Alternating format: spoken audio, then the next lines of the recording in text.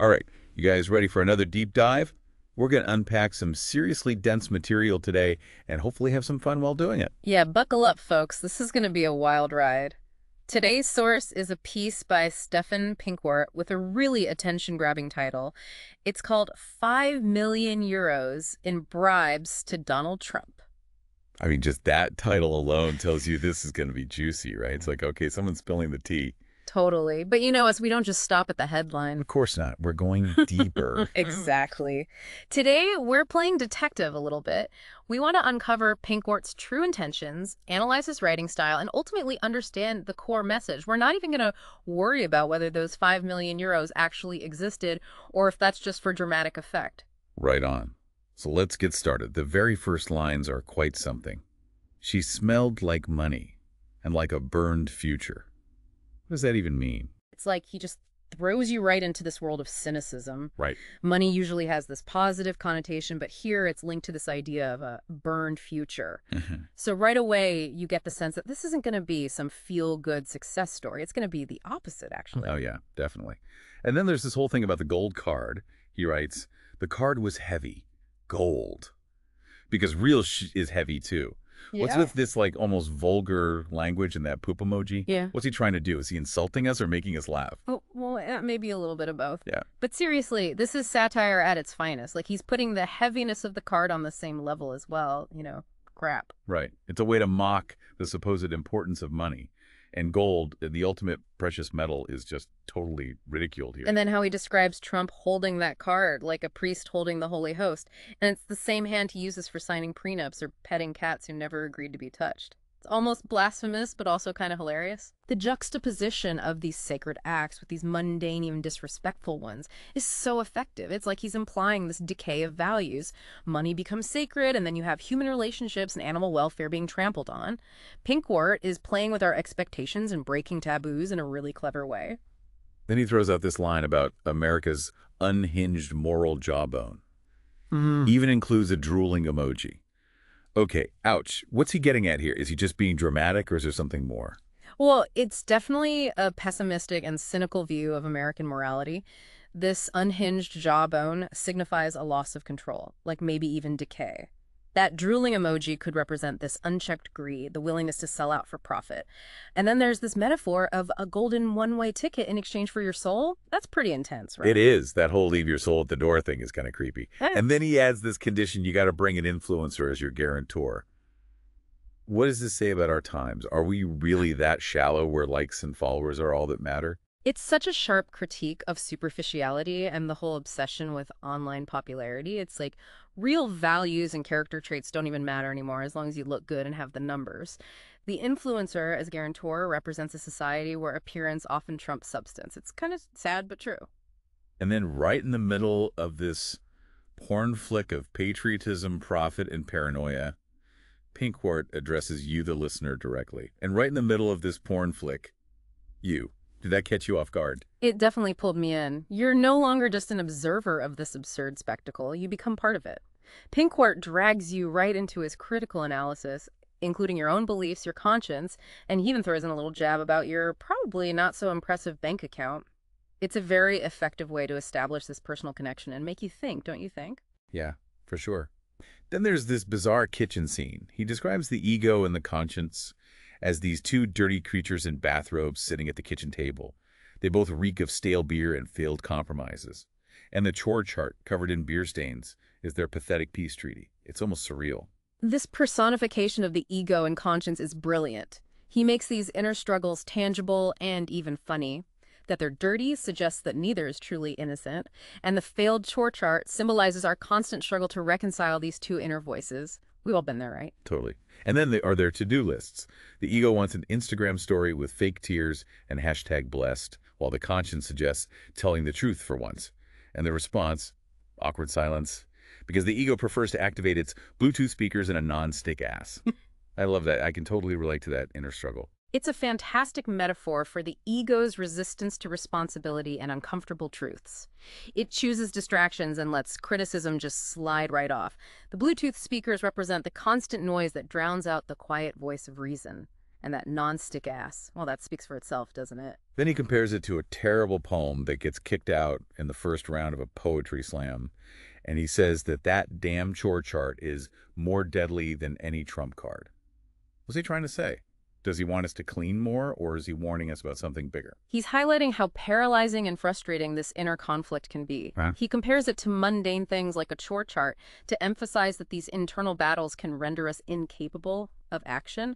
And the comparison to the trump card obviously refers to the political realm, but also suggests that our own inner fights can be just as destructive.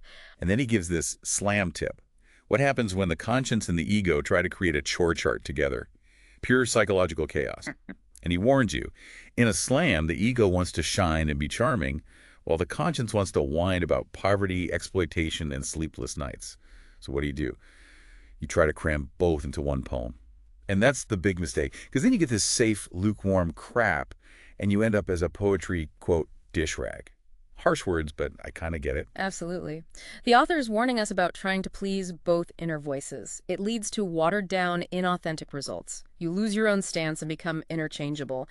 That metaphor of the dish rag going back and forth between the toilet and the sink perfectly illustrates this lack of direction and clear position. Pink wart solution. Let them fight. Live. Yeah. On stage. So basically, we should air out all our dirty laundry in public. Sounds exhausting. Yeah, he's advocating for an open confrontation with these internal contradictions instead of suppressing them or sugarcoating them. He's challenging us to let these inner battles play out live and in color on the stage of our lives and our art. Whether it's pleasant or not, well, honesty is the best policy, isn't it?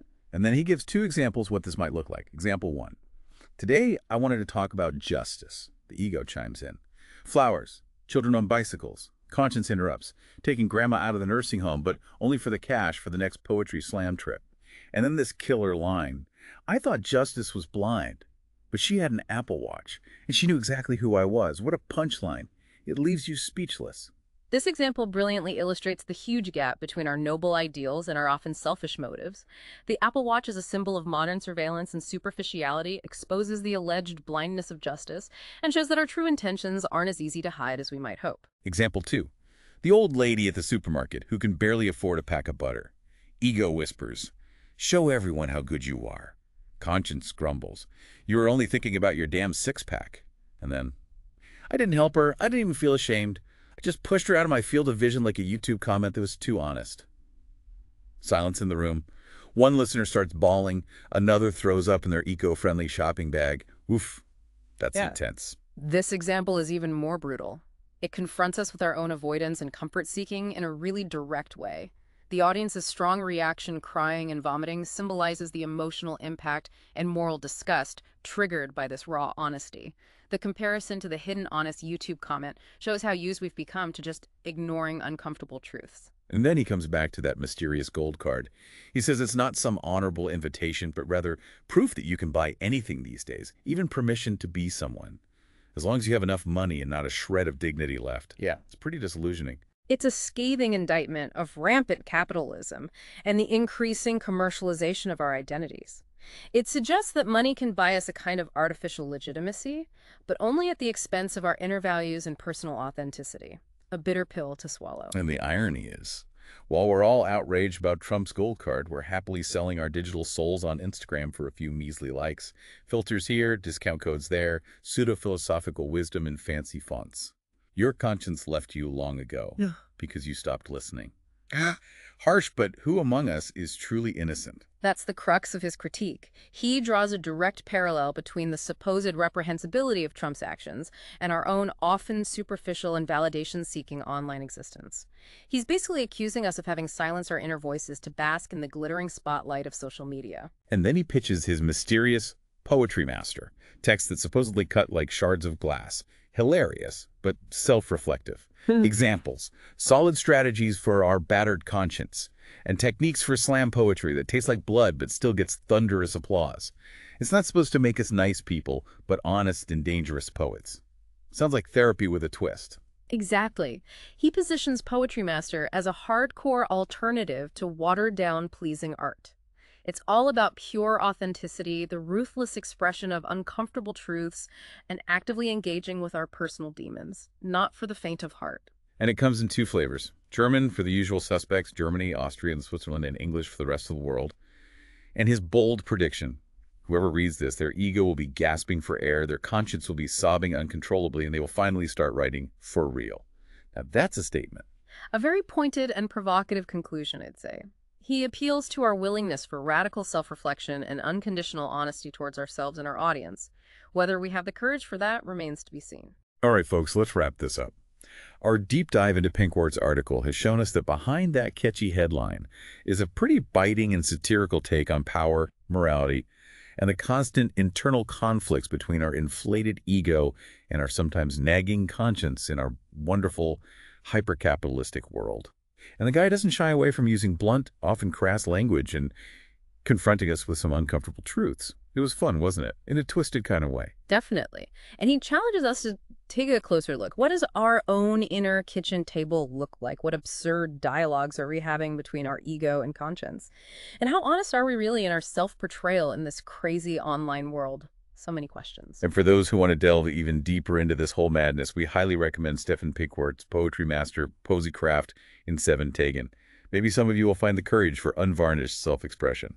Who knows? On that note, Stay creative, Stefan.